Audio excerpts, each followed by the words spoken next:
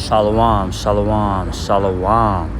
First and foremost, all praises, honor, and glory to Yahweh, Bahashem, Yahweh Shai, Bahashem, Rakak Wadash. Coming with another lesson. This just hit the spirit right now.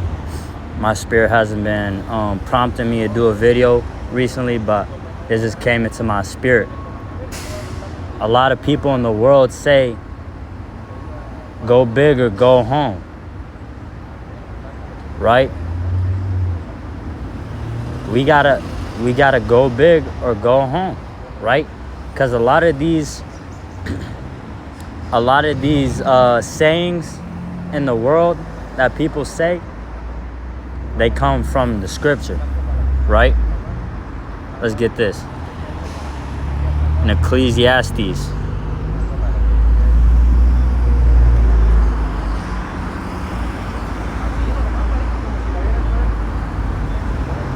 (9) and verse 10.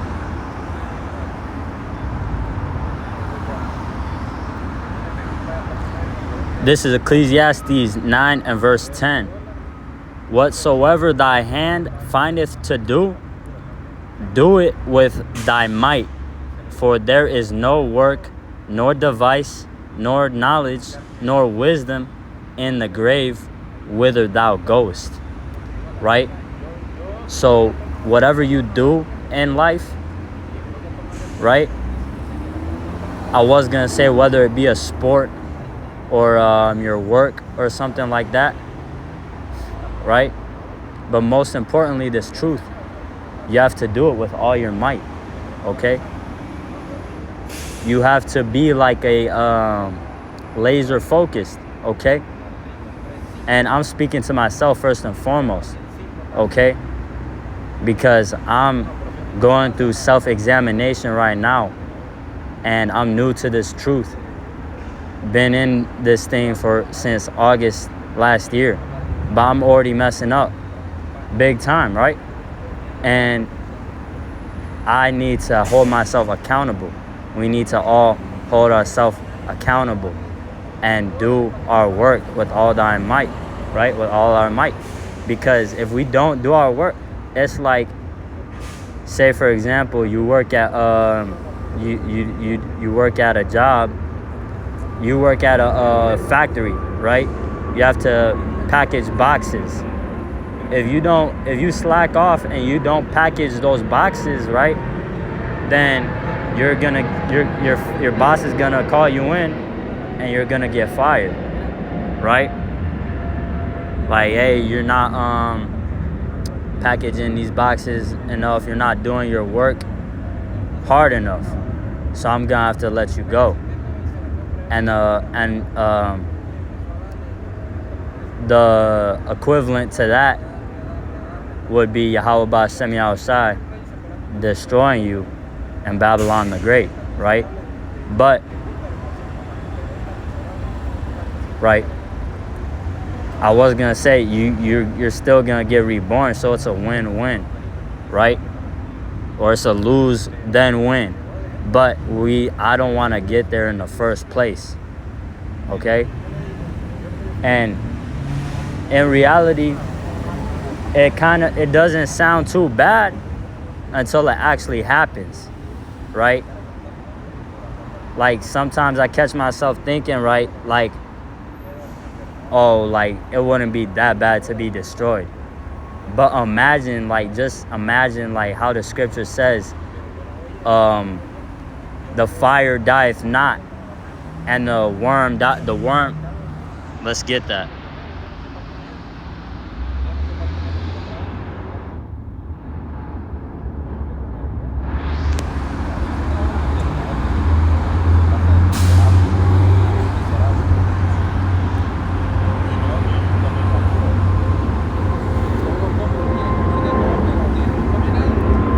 This is Mark chapter 9 and verse 43. And if thy hand offend thee, cut it off. It is better for thee to enter into life maimed than having two hands to go into hell, right, which is just punishment, into the fire that shall never be quenched, Babylon the Great being destroyed, where the worm dieth not and fire is not quenched. So imagine you have worms going all through your body, maggots, worms, and you're on fire. That's unthinkable.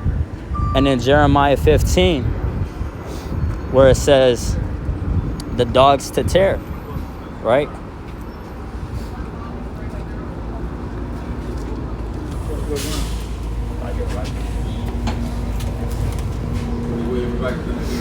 This is Jeremiah 15 and verse 2. And it shall come to pass, if they say unto thee, whither shall we go forth? Then thou shalt tell them,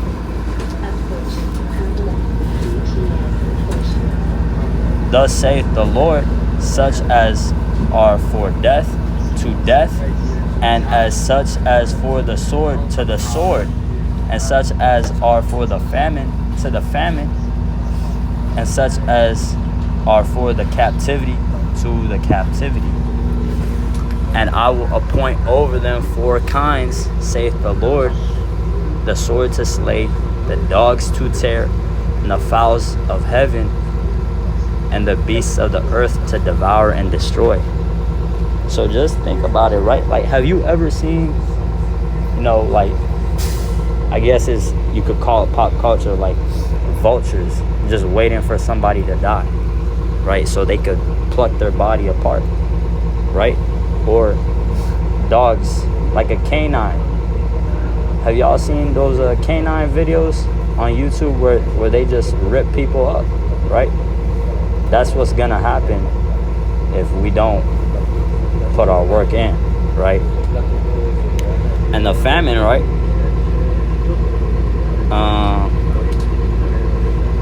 What was that in? That was Lamentations.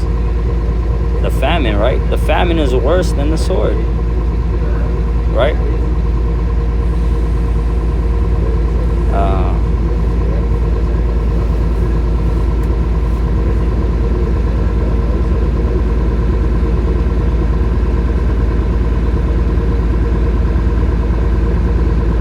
Right? Lamentations 4 and verse 9. They that be slain with the sword are better than they that be slain with hunger. For these pine away, stricken for the want of the fruits of the field. Right?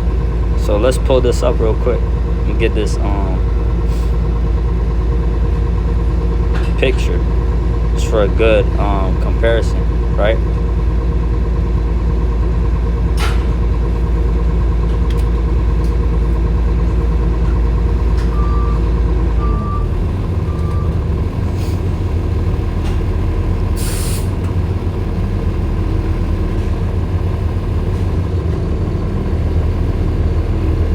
Right? This is what's going to happen. Okay, let's see if we could get right. This is what's going to happen. You're starving, you're dying, right? You're dying. And the vulture, the bird, the fowl, he's waiting for you to die so he can go ahead and eat his lunch. Right? So that's what's gonna happen, right? And I really, every day, I try to visualize it. Like, okay, this is gonna happen. Okay, I need to stop loving Babylon the Great, right? Let's get that. Jeremiah 51.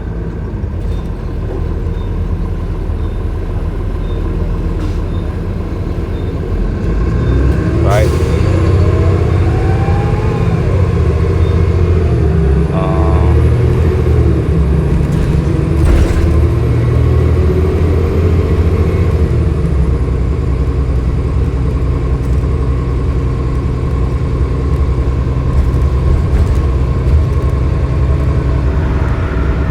Let's see.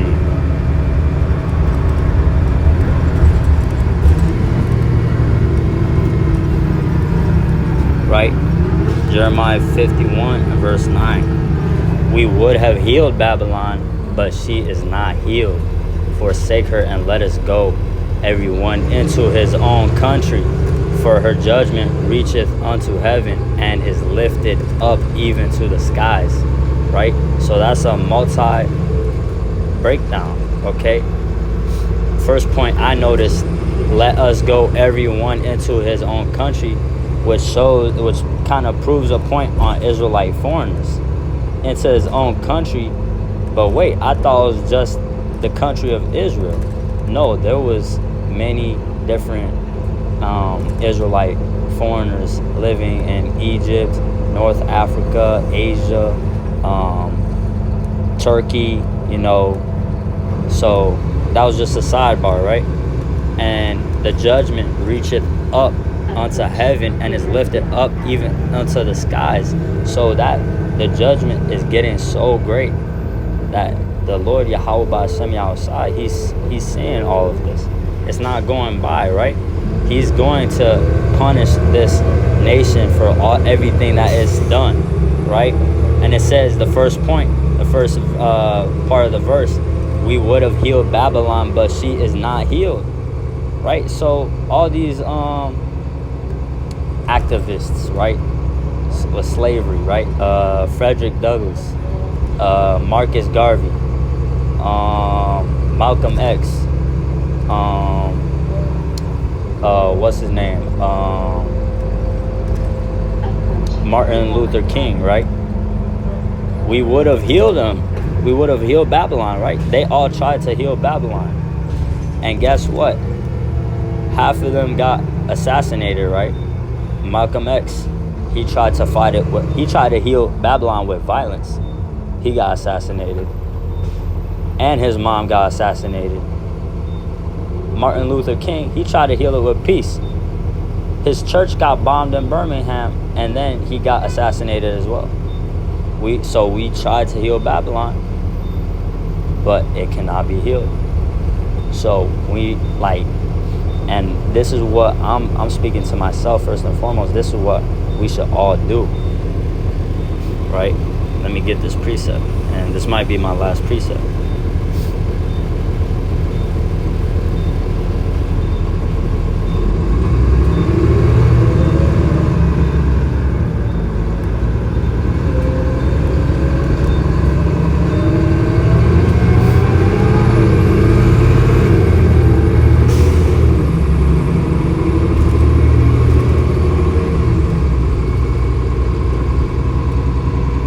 Okay, Salakia, I'm just reading these verses. I got the verse. It's Romans 14 and verse 15. One man esteemeth one day above another, another esteemeth every day alike. Let every man be fully persuaded in his own mind. So let us all be fully persuaded that Babylon is going to be destroyed. Let's not invest any stocks in Babylon the Great, right? Obviously, we have to work. Obviously, we have to spend money. But let's not get and dig too deep into it. We're in the world, but we're not of the world, right? Let me get that. Right? In the world, but not of the world.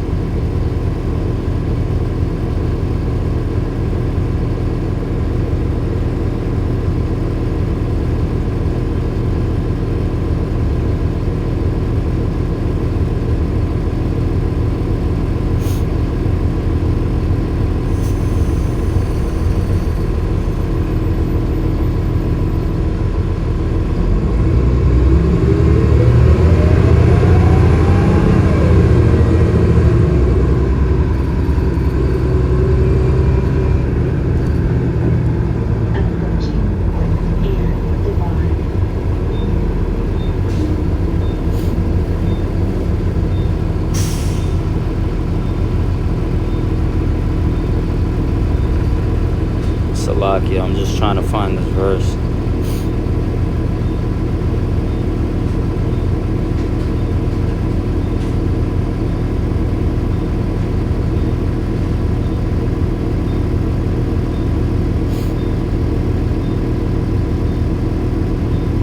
Right?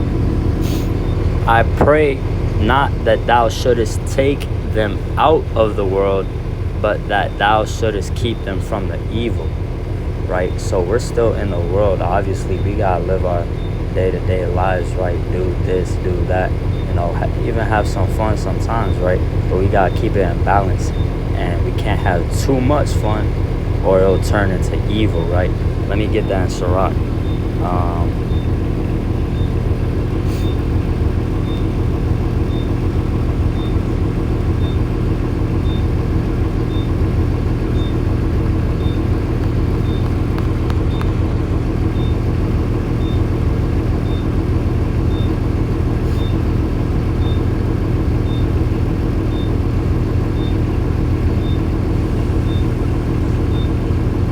Right?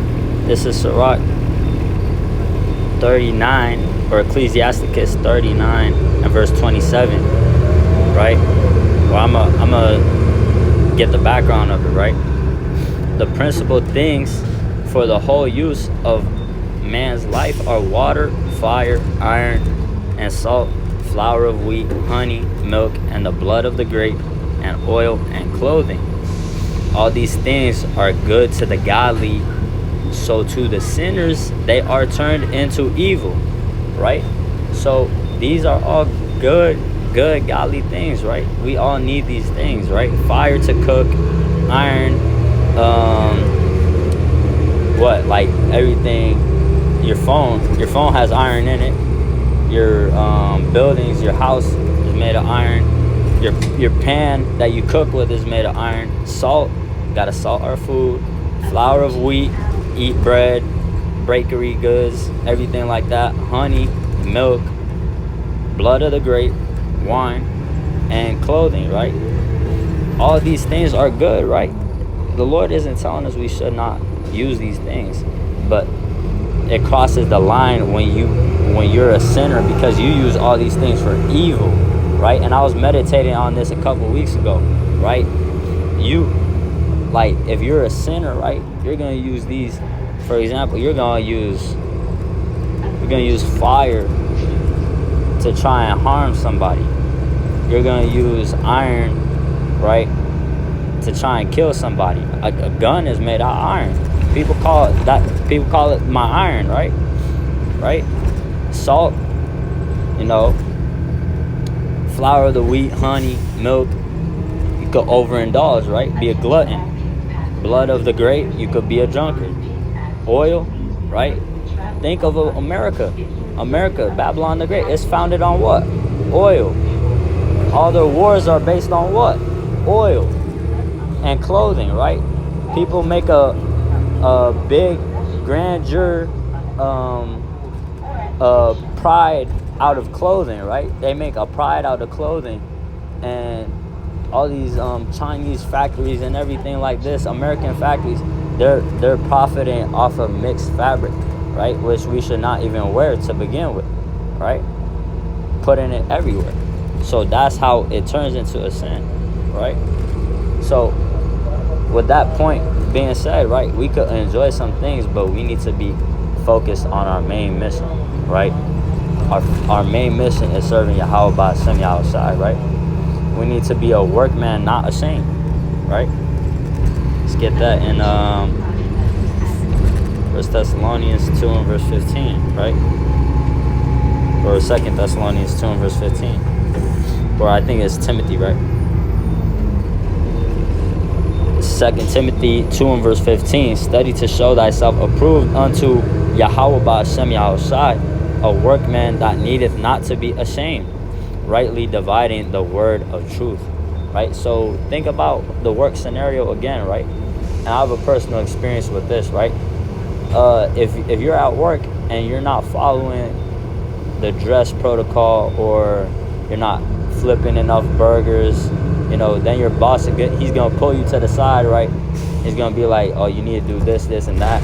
I've given you some warnings already. If you don't do this, I'm gonna have to end up like terminating your contract or firing you, basically, right? And you gotta be in order. You gotta be in line and check, or you're gonna get fired, right? And that alone, just your boss pulling you to the side and like talking you down or reprimanding you, just alone, the sight of your manager reprimanding you, that's a bad look, right? That's not a good look on you, right? So we need to not be ashamed, and we need to keep doing our work, you know. So with that, I hope this lesson has been edifying. I'm going to say all praises to Yahweh Ba'ashem, Yahweh Shah Ba'ashem HaKadosh, and double honors to the elders and apostles of Grand Millstone, the original truth, right? And Yahweh Ratazah, we're all a part of the hopeful elect, 144,000, or the 1/3. So, Shalom.